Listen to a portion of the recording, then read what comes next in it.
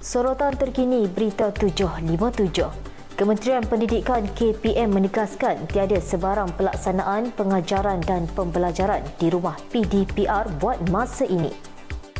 Ketua Pengarah Pendidikan Datuk Dr. Muhammad Azam Ahmad menegaskan sesi persekolahan berjalan seperti biasa tanpa sebarang perubahan. Beliau menekankan bahawa keutamaan KPM adalah memastikan pembelajaran murid tidak terganggu selain menjaga kebajikan dan kesejahteraan semua pihak yang terlibat. Tiada ketetapan baru akan dilaksanakan sehingga satu arahan rasmi diumumkan. Kenyataan itu dikeluarkan sesulan kegusaran masyarakat berhubung berita tular mengenai kemungkinan PDPR. KPM menegaskan semua pihak tidak perlu bimbang dan fokus utama masih kekal pada kelancaran proses pembelajaran di sekolah.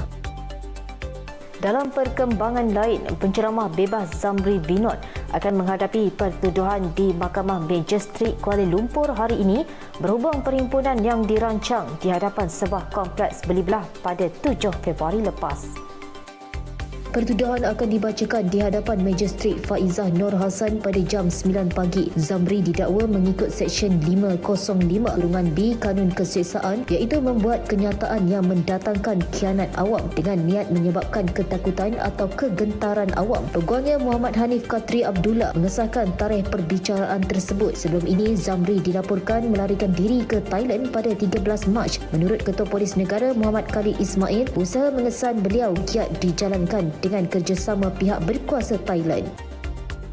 Sementara itu, sekumpulan penduduk kampung Papan Kelang berhimpun di pejabat TPPT Sendirian Berhad mendesak anak syarikat Bank Negara itu campur tangan menyelesaikan kemelut perumahan yang membelenggu mereka sejak bertahun-tahun. Wakil penduduk Tioh Akuat menegaskan mereka bukan penghuni haram yang menuntut hak yang dijanjikan sejak sebelum merdeka. Konflik bermula sejak 1995 apabila Kerajaan Selangor memindahkan hak milik tanah seluas 189.67 ekar kepada TPPT yang kemudian melantik pemaju swasta pada 2007. Pada 2020, pemaju memperoleh perintah mahkamah untuk mengusir penduduk, namun TPPT masih belum menyelesaikan tawaran rumah teres 20 kali 70 kaki pada harga RM99,000 yang dijanjikan pada 2018. Timbalan Pengerusi PSM S. Aruchelvan menyerahkan memorandum 5 persoalan kepada TPPT mempertikai tindakan syarikat membenarkan pengusiran dan menegaskan TPPT sebagai anak syarikat Bank Negara tidak boleh lepas tangan daripada tanggungjawab mereka terhadap rakyat.